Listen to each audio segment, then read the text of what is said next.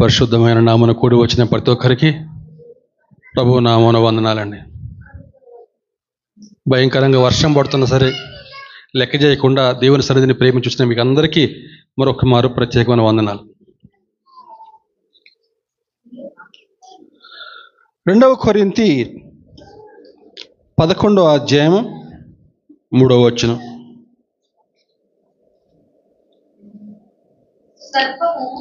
సర్పము తన కుయుక్తి చేత హవ్వను మోసపరిచినట్లు మీ మనస్సులను చెరపబడి క్రీస్తు ఎడలనున్న సరళత నుండి పవిత్రత నుండి ఎట్లైనను తొలగిపోవునేమో అని భయపడుచున్నాను. చాలండి, తలలు వంచితే ప్రార్థన చేసుకుందాం. మహాపరిశుద్ధుడా, కృపా కనికర సంపూర్ణుడా, నీ పరిశుద్ధమైన పాదాలకి వందనాలు దేవా. స్తోత్రార్హుడా, నీ పరిశుద్ధమైన పాదాలకి, నీ బంగారు పాదాలకి వందనాలనైనా. మరొక చక్కని శ్రేష్టమైన పరిశుద్ధ ఆదివారాన్ని దేవా మా జీవితాల్లో దయచేసిన విధానం బట్టి నీకే మహిమనైనా. అయా నాయనా, ఇంతవరకు నాయనా చక్కని పాటలతో నేను స్తుతించుకున్నాం, కీర్తించుకున్నాం నాయన. చక్కని ఆరాధన జరిపించుకున్నారు తండ్రి, స్తోత్రం నాయన. అయా, శ్రేష్టమైన సమయంలోకి మేము ప్రవేశించుకుంటున్నాం దేవా. వాక్యం ద్వారా మీరు మాతో మాట్లాడే సమయం నాయన. నీ యొక్క వాక్యం మా పాదములకు దీపం, మా యొక్క త్రోవకు వెలుగు నాయన. అయా, నీ యొక్క వాక్యం నైనా చెప్తూ ఉండగా నాయన, నా ప్రభా, నిశ్చితమైతే కొద్ది సమయం నీకు సిలువ చాటును మరుగుపరిచి ఇక్కడ చేరిన ప్రతి ఒక్క బిడ్డతో వ్యక్తిగతంగా మాట్లాడి మీరే స్తుతి ఘనత మహిమ పొందురని మా ప్రభువును మా రక్షకుని నీ ప్రియకుమారుడు యేసుక్రీస్తు వారి అతి శ్రేష్టమైన నామమున వేడుకొనుచున్నాము తండ్రి, ఆమేన్. సర్పము తన కుయుక్తి చేత హవ్వను మోసపరిచినట్లు మీ మనస్సులను చెరపబడి క్రీస్తు ఎడలనున్న సరళత నుండి పవిత్రత నుండి ఎట్లైనను తొలగిపోవునేమో అని భయపడుచున్నాను. ప్రియ దేవుని సంగమా, ఇక్కడ పౌలు గారు కొరింథీ సంఘానికి పత్రిక రాస్తున్నారండి. గమనించాలి, ఇక్కడ కొరింథీ సంఘాన్ని హవ్వతో పోలుస్తూ ఉన్నాడు. ఆదాము యొక్క ప్రస్తావన లేకుండా హవ్వ యొక్క ప్రస్తావన ఇక్కడ పౌలు గారు తెస్తా ఉన్నాడండి. మొదటి ఆదాము యొక్క భార్య హవ్వ, కడపటి ఆదాము యొక్క భార్య సంఘం. మొదటి ఆదాము యొక్క భార్య ఆ యొక్క సర్పం యొక్క కుయుక్తి చేత మోసగించబడి తన సృష్టికర్త అయినటువంటి దేవునికి విధేయత చూపించకుండా అవిధేయత చూపించింది.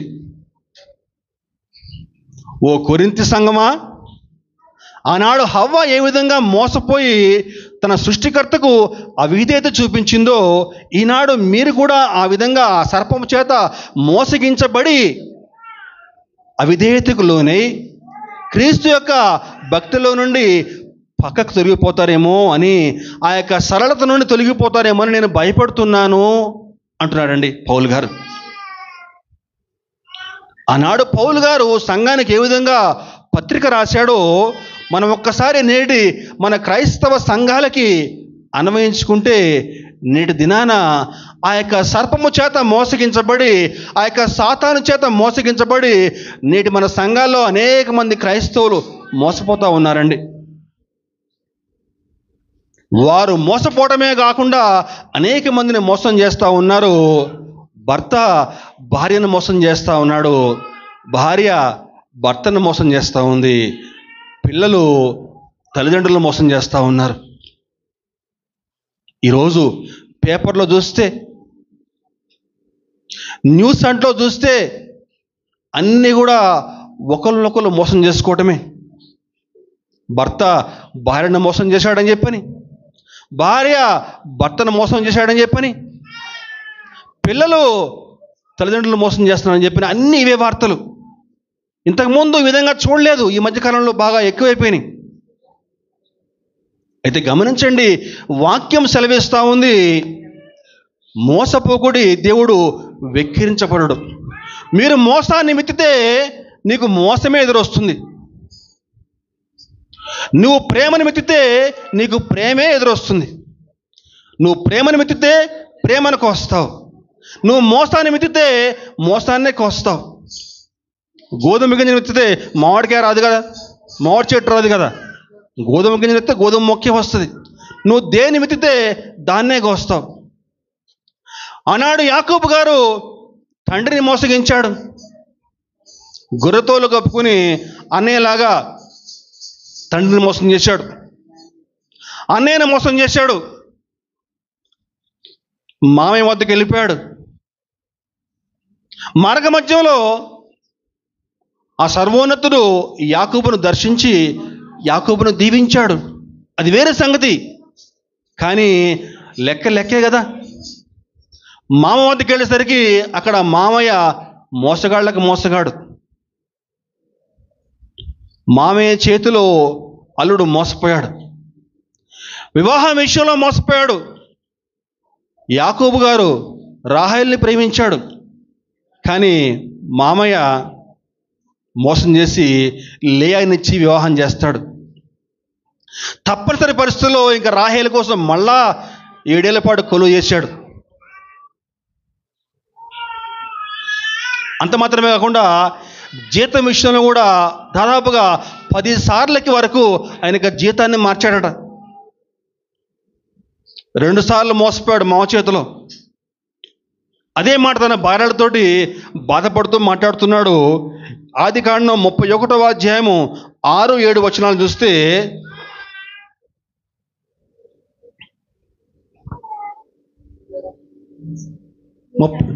మీ తండ్రికి నా యావచ్చక్తితో కొలువు చేస్తునని మీకు తెలిసే ఉన్నది. మీ తండ్రి నన్ను మోసపుచ్చి 10 మార్లు నా జీతము మార్చెను,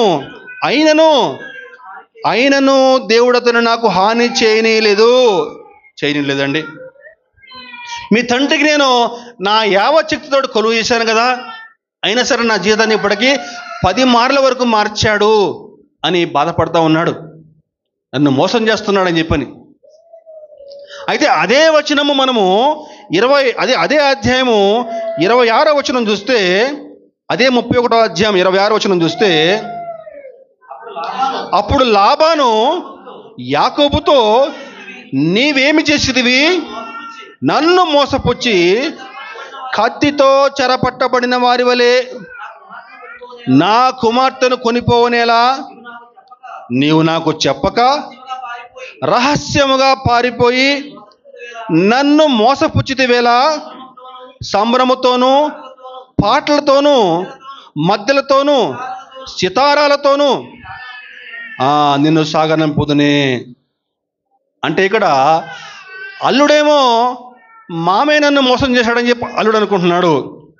మామయ్య అనుకుంటున్నాడు అల్లుడు నన్ను మోసం చేశాడని చెప్పి మామయ్య అనుకుంటున్నాడండి. సాతానుగాడు సర్వలోక మోసగాడు. ఈనాడు ఆ సాతాను యొక్క మాయలో పడి అందరూ కూడా మోసపోతున్నారండి.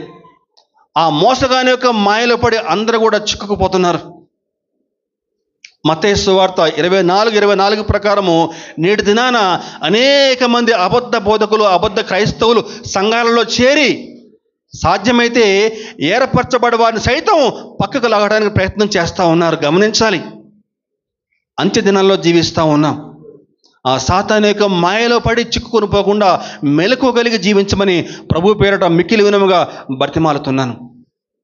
ప్రియ సహోదరుడా, సహోదరి, అయితే ఇక్కడ ఒక శ్రేష్టమైన విషయం మనం గమనించాలి. ఆదికాండం 30వ అధ్యాయము 25వ వచనం మనం చూసినట్లయితే, ఆదికాండం 30వ అధ్యాయము 25వ వచనం చూసినట్లయితే, రాహేలు యోసేపును కనిన తర్వాత యాకోబు లాబానుతో, నన్ను పంపివేయము, నా చోటుకుని నా దేశమునకు వెళ్ళేదను. చాలండి. రాహేలు యోసేపును కనిన తర్వాత అనే పదాన్ని జాగ్రత్తగా అండర్లైన్ చేసుకుందామండి. చెప్దాం అందరం.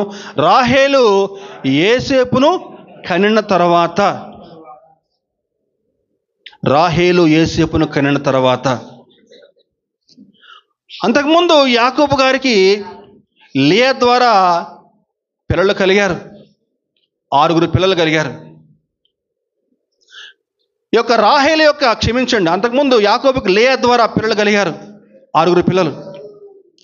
రాహేలు యొక్క దాసి ద్వారా, బిలహా ద్వారా 2 పిల్లలు కలిగారు. అలాగే లేయా యొక్క దాసి జిల్పా ద్వారా 2 పిల్లలు కలిగారు. మొత్తం 10 మంది పిల్లలు కలిగారు, 1 కుమార్తె. అయితే వారు పుట్టినప్పుడు కలగని ఆలోచన ఈ యోసేపు జన్మించిన తర్వాత యాకోబుకు అనిపించింది. ఏంటని చెప్పానంటే, నేను ఇక్కడి నుంచి వెళ్ళిపోవాలి, ఇంకా నేను నా తండ్రి ఇంటికి వెళ్ళిపోవాలనిపించింది అటండి. ఎప్పుడైతే యోసేపు వారి యొక్క జీవితంలో ప్రవేశించిన తర్వాత యాకోబుకు అనిపించింది తాను ఉన్న స్థితి నుంచి బయటికి వెళ్ళిపోవాలా అని చెప్పి అనుకున్నాడండి. జాగ్రత్తగా వినాలండి సహోదరుడా, సహోదరి. ఇక్కడ యోసేపు యేసుక్రీస్తుకి సాదృశ్యంగా ఉన్నాడు. ఆత్మీయంగా చూసుకుంటే యోసేపు యేసు ప్రభువుకి సాదృశ్యంగా ఉన్నాడు. లాబాను లోకానికి సాదృశ్యంగా ఉన్నాడు. దాని అర్థం ఏంటో తెలుసా? ఈనాడు యేసు ప్రభు నీ హృదయంలో జన్మించినట్లయితే, యేసు ప్రభు నీ హృదయంలో జన్మించినట్లయితే నువ్వు లోకంతో సహవాసం చేయడానికి నువ్వు ఏమాత్రం ఇష్టపడవు.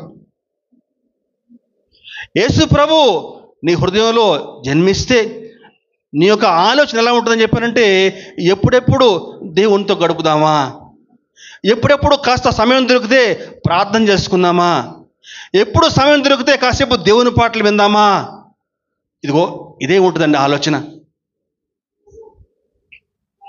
కానీ ఈనాడు నువ్వు రక్షించబడి బాప్తిసం తీసుకుని లోకంతో సహవాసం చేస్తున్నావని చెప్పానంటే, రక్షించబడి బాప్తిసం తీసుకుని నువ్వు అల్లరితో కూడిన ఆట పాట చూడడానికి నువ్వు ఇష్టపడుతున్నావు అని చెప్పానంటే దాని అర్థం ఏంటండి? నువ్వు ప్రతి నెల మొదటి ఆదివారము ఏదో ఆచారం కొద్దీ బలంలో చేయి వేస్తున్నావు, కానీ నీ హృదయంలో క్రీస్తు జన్మించలేదు. యేసు ప్రభు నీ హృదయంలో జన్మించలేదు. ఒక్కసారి ఈనాడు నీ ఆత్మీయ జీవితం ఏ విధంగా ఉందో పరిశీలన చేసుకో సహోదరుడా, సహోదరి. ఆనాడు యాకోబు గారికి అనేక మంది పిల్లలు అంతకుముందు, కానీ ఎప్పుడైతే యోసేపు జన్మించాడో, యోసేపు గారు జన్మించిన తర్వాత అక్కడ ఒక క్షణం కూడా ఉండబుద్ధి కాలేదు. ఎప్పుడెప్పుడు బయటకు వెళ్దామా అని చెప్పని ఆరాటపడుతున్నాడు యాకోబు గారు. మామయ్యతో అడుగుతున్నాడు, మామయ్య నన్ను పంపించే ఇక్కడి నుంచి అని చెప్పానంటే, మామ రేపు మాపు అని చెప్పని వాయిదాలు వేస్తూ ఉంటే ఒకనాడు ఇంకా చెప్ప పెట్టకుండా తన 2 భార్యలను పిల్లలను తీసుకొని బయలుదేరిపోయాడు యాకోబు గారు. ఆ తర్వాత జరిగిన కథ అంతా కూడా మనకు తెలుసు. యాకోబు గారు బయలుదేరుతూ ఉంటే కబురు వస్తుంది. ఏంటి? తన యొక్క అన్నయ్య ఏశావు ఎదురొస్తున్నాడు. తన అన్నయ్య ఎక్కడ చంపేస్తాడో అని చెప్పేసి మొత్తం అంతా గుంపతన్ని కూడా 1-2 భాగాలు చేసి మొదటి గుంపును ముందు పంపిస్తాడు, తర్వాత మళ్ళీ 2వ గుంపును పంపిస్తాడు. అటు తర్వాత భార్యల్ని 2 పిల్లల్ని కూడా పంపివేసి చివరికి ఒక్కడుగా ఆ యొక్క యబ్బోకు రేవు వద్ద మిగిలిపోతాడు. యాకోబు గారు యబ్బోకు రేవు వద్ద మిగిలిపోతాడు. ఆ యొక్క యబ్బోకు రేవు వద్ద ఆ రాత్రి వేళ దేవునితోటి పెనుగులాడి యాకోబు కాస్త ఇశ్రాయేలుగా మారతాడు. ఆ స్థలానికి ఏం పేరమ్మా? పెనూయేలు అని పేరండి. ఏం పేరండి చెప్దామా? పెనూయేలు అని పేరండి. పెనూయేలు అనగా దేవుని యొక్క ముఖము అని పేరండి. పెనూయేలు అంటే ఏంటండి? దేవుని యొక్క ముఖము. అవునండి, దేవుని యొక్క ముఖ కాంతిలో మన రహస్య పాపాలు అన్నీ కూడా కనిపిస్తాయి. ఈనాడు మానవుడికి 2 విధాల పాపాలు. బహిరంగంగా చేసేటువంటి పాపాలు 2 అంతరంగ పాపాలు. తాగుడు, జూదము, వ్యభిచారము, సినిమాలు, షికార్లు ఇవన్నీ కూడా బహిరంగ పాపాలు. కానీ రహస్య పాపాలు ఉన్నాయి సుమా. అవి బయటకు కనిపించవు, బయటకు చక్కగా ఆత్మీయంగా కనిపిస్తారు, కానీ నీలో ఉన్న రహస్య పాపాలు కనిపించవు. అసూయ, గర్వము, లోభము, మత్సరము, కొండెములాడే మనస్తత్వం. కొండెములాడటం అంటే గుసగుసలండి, పుకార్లు. ఈనాడు చాలా మందిలో ఈ పాపిష్టి అలవాటు ఉంటుందండి. ఒకటికి రెండు జోడించి ఒకరి మీద ఒకళ్ళు పుకార్లు చెప్పుకుంటూ ఉంటారు. నాలుక చిన్న అవయవమైనను బహుగా అదిరిపడుచుండును అని చెప్పి, నాలుక పళ్ళు రెండు కూడా సహజీవనం చేస్తూ ఉంటాయి కదా. నాలుక ఒకరోజు పళ్ళతో అంటుందంట, మీరు 32 పళ్ళు మీరు నాకు ఎంతో ఉపకారం చేసి పెడతా ఉన్నారు, చక్కగా నాకు రుచికరమైన ఆహారం చేసి పెడతా ఉన్నారు. కొన్ని నేను కఠినమైనటువంటి వస్తువులు తినలేను, కానీ పాపం మీ పళ్ళ మీద పడగానే చక్కగా నలిపేసేసి నాకు నాలుక మీద పెడితే చక్కగా నేను రుచి చూసి చక్కగా మింగేస్తా ఉన్నాను. మీరు నాకు ఎంత ఉపకారం చేసి పెడుతున్నారో. నాకు కూడా మీకు ఏదైనా ఉపకారం చేయాలని చెప్పనుంది. ఏ ఉపకారం చేయమంటారు? మరి మీరేమో 32 పళ్ళు, నేనేమో ఒక్కదాన్నే. ఏ విధంగా మీకు ఉపకారం చేయాలి అని చెప్పారంటే, ఆ పళ్ళు అంటున్నాయట, అయ్యా నాలుక, నువ్వు మాకేం ఉపకారం చేయాల్సిన పని లేదు, మేము పెట్టినంతా కూడా తిను, చక్కగా నువ్వు తిని నోరు మూసుకొని కూర్చో. ఎందుకంటే నువ్వు నోరు మూసుకొని కూర్చోకుండా నువ్వు నోటికొచ్చిందల్లా వాగుతూ ఉంటే ప్రజలు ఏమంటున్నారని చెప్పంటే, నీ పళ్ళు రాలగొడతా అంటున్నారు. అంటే మాట్లాడేదేమో నువ్వా, రాలగొట్టుకున్నదేమో మేమా. ఈనాడు ఈ కొండెములాడే మనస్తత్వం చాలా మందిలో ఉంటుందండి. లేవి కాండంలో ప్రభు మాట్లాడుతున్నాడు, నువ్వు వారింటికి వీరింటికి వెళ్ళి కొండెములాడవద్దు, నేను యెహోవాను, నేను పరిశుద్ధుడని చెప్తున్నానండి. ఆ మనస్తత్వం మళ్ళీ ఉండి తొలగించుకుందాం. ఇలా అనేకమైన రహస్య పాపాలు, చెడు మనస్తత్వం, కొంతమందిలో చెడు ఆలోచనలు, చెడు తలంపులు మదిలో మెదులుతూ ఉంటాయి, పైకి మాత్రం చక్కగా ఆత్మీయంగా ఉంటారు. దేవుని యొక్క ముఖకాంతిలో, దేవా, మోషే గారు 90వ కీర్తనలో మాట్లాడుతూ, దేవా నీ ముఖకాంతిలో మా రహస్య పాపాలు కనపడుతున్నాయి అంటాడండి. ఆనాడు యాకోబు గారు పెనుయేలులో దేవుని యొక్క ముఖకాంతిలో తన యొక్క పాపాలన్నీ కూడా ఒప్పేసుకున్నాడు. తన యొక్క పాపాలన్నీ కూడా ఒప్పేసుకుని ఇశ్రాయేలుగా మారి బహుగా దీవించబడ్డాడు, గొప్ప ఆశీర్వాదాలు పొందుకున్నాడు. అయితే ఇక్కడ ఆశీర్వాదం అని చెప్పంటే ఒక మాట గుర్తుకొస్తూ ఉంది. మనకందరం మొట్టమొదటి చెప్పుకున్నాము, అక్కడ తండ్రికి కళ్ళు కనపడకపోతే గొర్రెతోలు కప్పుకుని ఏశావులాగా వేషం వేసుకుని తండ్రి వద్దకు పోయి తండ్రి వద్ద నుంచి ఆశీర్వాదాలు పొందుకున్నాడు. ఇంకా నాకు తిరుగులేదనుకున్నాడు, నాకు జీవితంలో ఇంకా ఎదురే లేదనుకున్నాడు. అటువంటి యాకోబు గారు ఆ యొక్క యబ్బోకురే వద్ద దేవునికి కాలు పట్టుకుని, నువ్వు నన్ను ఆశీర్వదించాల్సిందే, లేకపోతే నేను నీ కాళ్ళు వదిలిపెట్టను పట్టేసుకున్నాడండి. ఇంకేం కావాలండి? ఆశీర్వాదాలు, దీవెనలు, ఆశీర్వాదాలు పొందుకున్నాడు కదా. 2 భార్యలు, 12 మంది కుమారులు, విస్తారమైన పశు సంపద, ఎన్నో ఆశీర్వాదాలు పొందుకున్నాడు. కానీ ఆనాడు యాకోబు గారికి అర్థమైంది, ఎన్ని ఉన్నా సరే తన జీవితంలో దేవుడు లేకపోతే అంతా శూన్యమని చెప్పని గ్రహించాడండి. దేవుని నామానికి మహిమ కలుగునుగాక. హల్లెలూయా. ప్రియ సహోదరుడు, సహోదరి, ఈనాడు మీ ఆత్మీయ జీవితాలు ఏ విధంగా ఉన్నాయి? ఈనాడు మీ యొక్క ఉద్యోగాలు చూసుకుని, మన యొక్క ఆస్తి పాస్తులు చూసుకుని, నీకు హోదా చూసుకుని మురిసిపోతా ఇదే నిజమైన ఆశీర్వాదం అని చెప్పి అనుకుంటున్నావేమో. దేవుడు లేకుండా నీ జీవితంలో ఎన్ని ఉన్నా కూడా అవన్నీ కూడా శూన్యమేనండి. ఆనాడు యాకోబు గారు గ్రహించారు, నా జీవితంలో దేవుడు లేకపోతే అంతా వ్యర్థమని గ్రహించాడు. తన యొక్క పాపాలన్నీ కూడా ఆయన యొక్క పాదాల చెంత ఒప్పేసుకుని బహు ఘనంగా దీవించబడ్డాడు.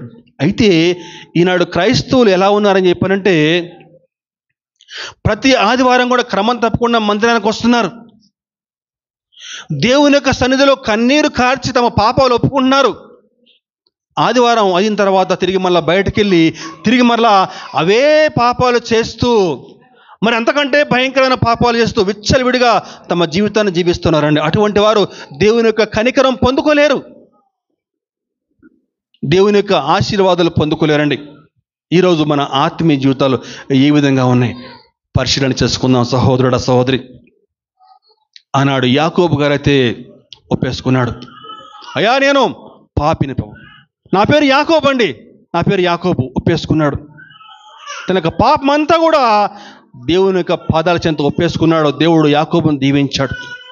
ఆ రాత్రి యాకోబు దేవుని యొక్క పాదాలు వదలకపోవడం చేత దేవుడు యాకోబుని ఒక్క దెబ్బ కొట్టాడు.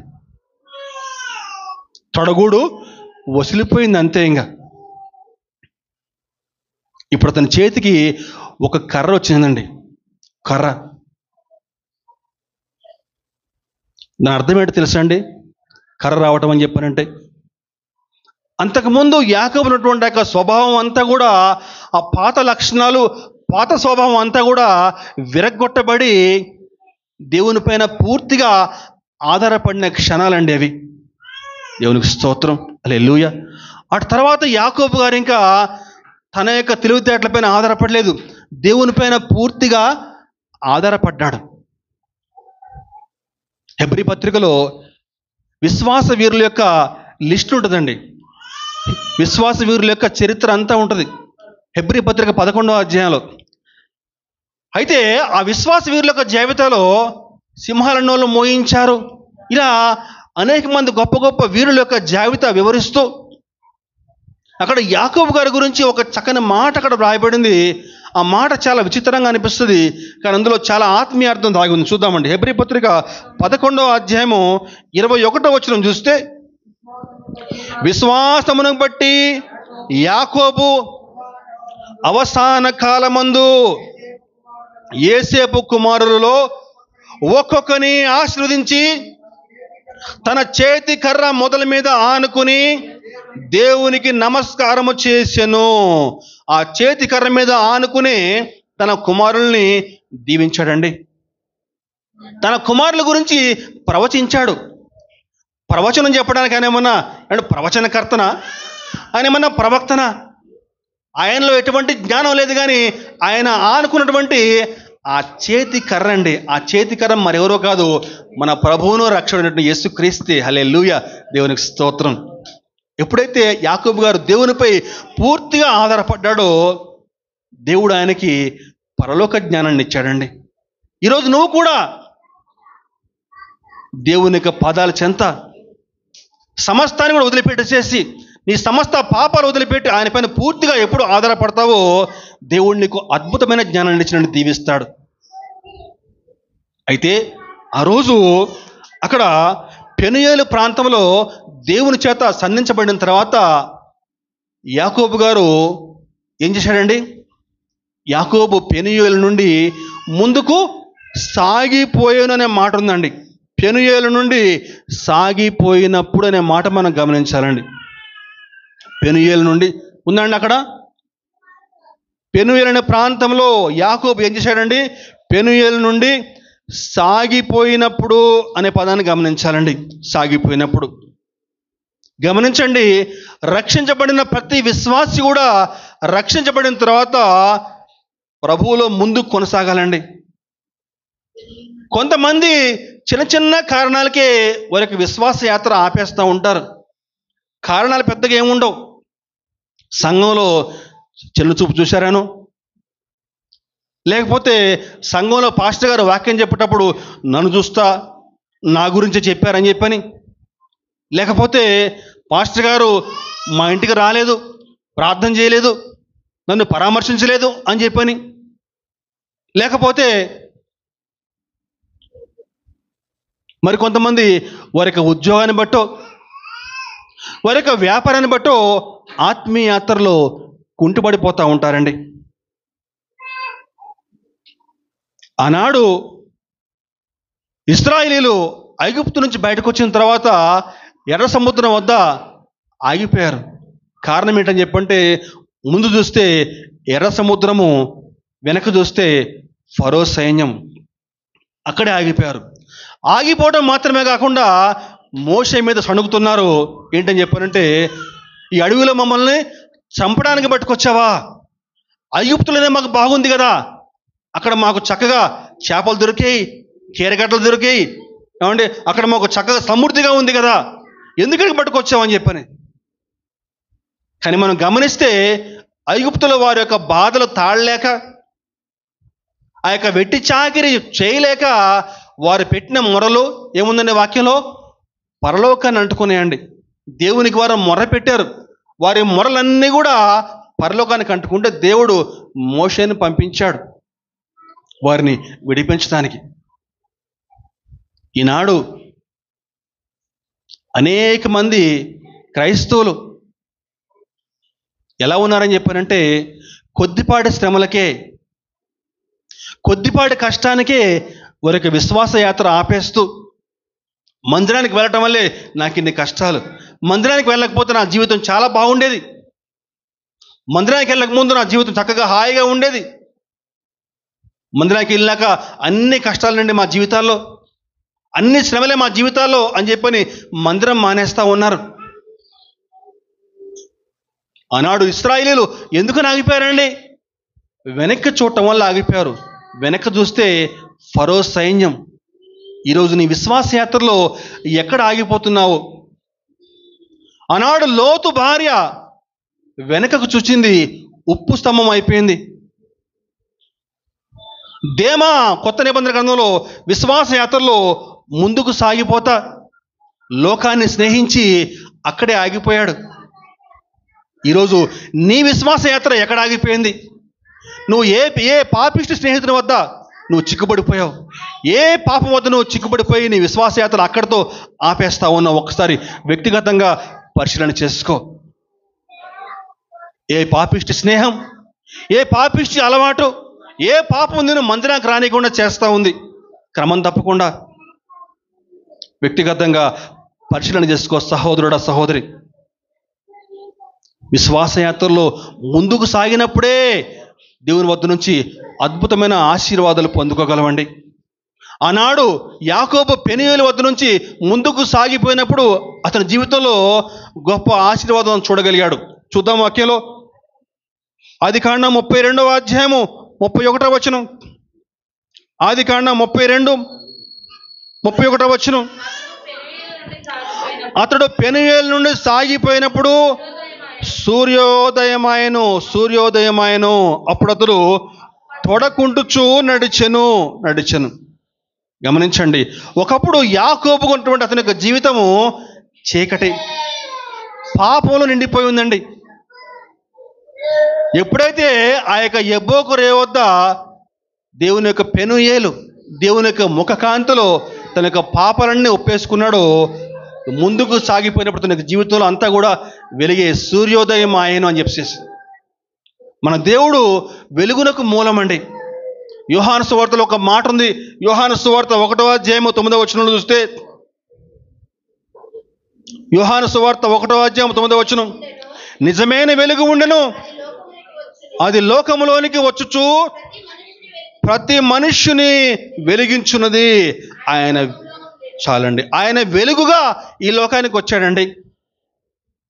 అందరినీ వెలిగించాలని చూస్తూ ఉన్నాడు. కానీ ఈనాడు చాలామంది ఎలా ఉన్నారని చెప్పారంటే, ఆ వెలుగును ఇష్టపడట్లేదు, చీకట్లో ఉండటానికి ఇష్టపడుతున్నారు, చీకటి క్రియలను ఇష్టపడతా ఉన్నారు. నిజంగా నువ్వు దేవుని యందు భయభక్తులు కలిగి జీవిస్తూ ఉంటే నీలో ఆ నీతి సూర్యుడు ఉదయిస్తాడు. దేవుని పట్ల నువ్వు భయభక్తులు కలిగి ఉంటే ఆ నీతి సూర్యుడు నీకు 2 చక్కని ఆశీర్వాదాలు ఇస్తాడండి. మలాకి గ్రంథము 4వ అధ్యాయం 2వ వచనం ప్రకారం, మలాకి 4:2 వచనం ప్రకారం,